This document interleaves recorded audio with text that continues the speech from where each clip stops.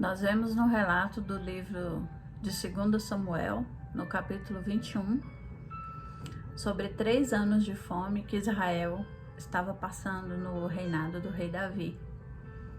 Davi então consulta o Senhor e o Senhor lhe diz então que o motivo daquela fome, provavelmente da seca, que o que se plantava provavelmente não prosperava na terra, era por culpa de sangue que havia sido derramado pelas mãos de Saul.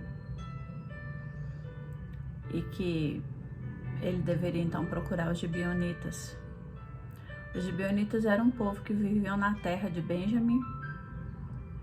Saul era da tribo de Benjamim.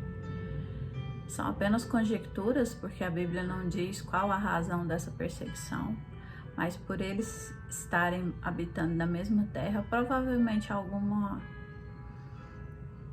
rixa do passado, e Saul se vinga deles.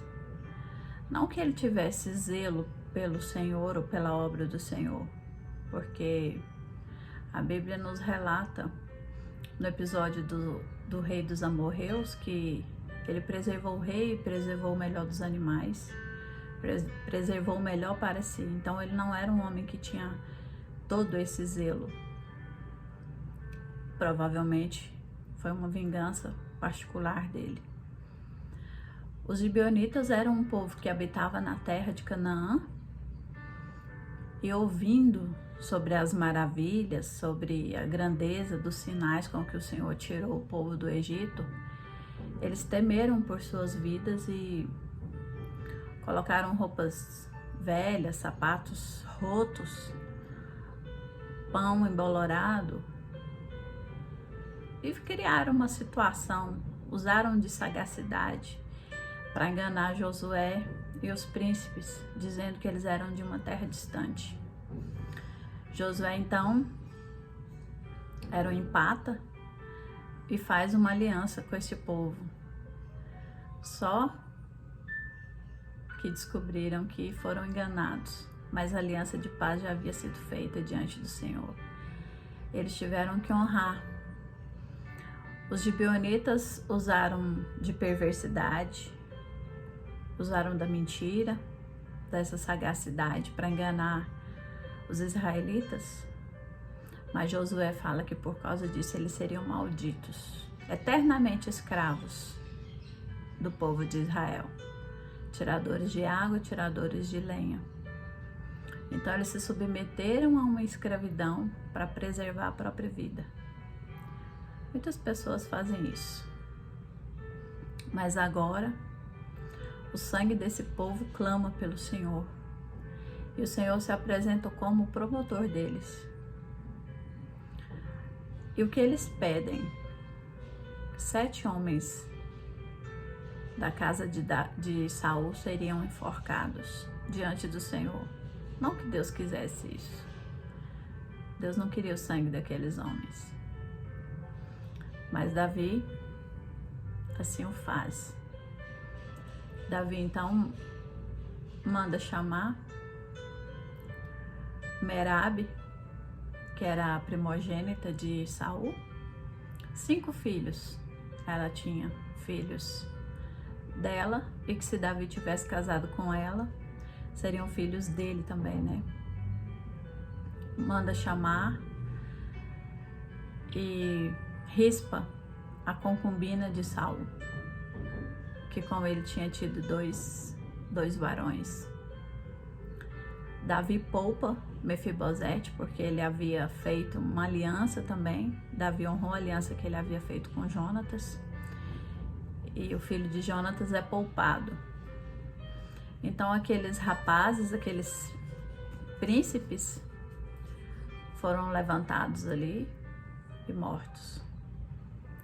Chegou o fim do dia, os cadáveres não foram retirados. Era um preceito que o cadáver não poderia estar ali ao anoitecer. Era uma vergonha essa morte tanto a morte de cruz, que era aplicada pelos romanos, né, que foi a morte que Jesus passou por ela, mas a morte por enforcamento era também uma espécie de vergonha, uma vergonha nacional. Era uma desonra para a família, né? Era uma ignomínia. E chegado o fim do dia, o pôr do sol, ninguém vem retirar aqueles corpos. E Rispa, então, permanece ali. A palavra fala que ela toma para si panos de saco. O pano de saco na Bíblia fala de humilhação, algo terrível, o pano de saco e a cinza, né? E ela permanece ali, vigiando os corpos dos rapazes. 2 dela e 5 de Merab. Merab não tem esse comportamento. Merab não se coloca ali, mas Rispa sim, por amor dos 2 filhos. Por razões de estado, ela agora é uma mulher desfilhada. Naquela cultura, na cultura do Oriente, na cultura dos hebreus, a figura masculina era muito importante. Ela teria sido desamparada quando a morte de Saul aconteceu. A Bíblia faz um pequeno relato também que pode ser que ela tenha se relacionado com Abner, que era o comandante de Saul. Mas agora o que lhe restou seriam esses 2 filhos. E ela está desfilhada, está desamparada. O significado do nome dela, Rispa, pode ser pedra viva ou pedra que queima, ou também carvão. E essa mulher, então, ela permanece ali. A Bíblia fala que desde o período da cega até o princípio das chuvas, provavelmente de abril a outubro, ela permanece ali, na penha da rocha, suportando as intempéries, né, do deserto, as altas temperaturas durante o dia e as baixas temperaturas na noite. Eu já morei no deserto e as temperaturas podem chegar a 0 grau negativas. E a Bíblia fala que ela repelia então as aves do céu e as feras, provavelmente serpentes, escorpiões, ursos, leões, as aves que na Bíblia tem uma simbologia de demônio, os pavores noturnos que essa mulher deve ter passado, uma mulher que estava no palácio e agora está ali no deserto. Uma mulher que era uma pedra que queimava e agora é apenas um carvão. Ela protegia seus filhos e também os sobrinhos de animais. E ali ela permaneceu de 5 a 6 meses. Eu penso que todo o povo da terra, inclusive o rei, esperavam que a chuva viesse, que a prosperidade voltasse, que houvesse abundância na colheita, mas a Bíblia não relata que isso aconteceu. E chega até os ouvidos do rei Davi, e ele se compadece daquela mulher. Em silêncio ela conseguiu transmitir o que ela queria, que os filhos dela não morressem em desonra, porque eles não eram homens desonrados. E Davi então retira os corpos e juntamente com os ossos de Saul e Jonatas é feito o sepultamento. Nós não podemos saber o dano causado naquela mulher.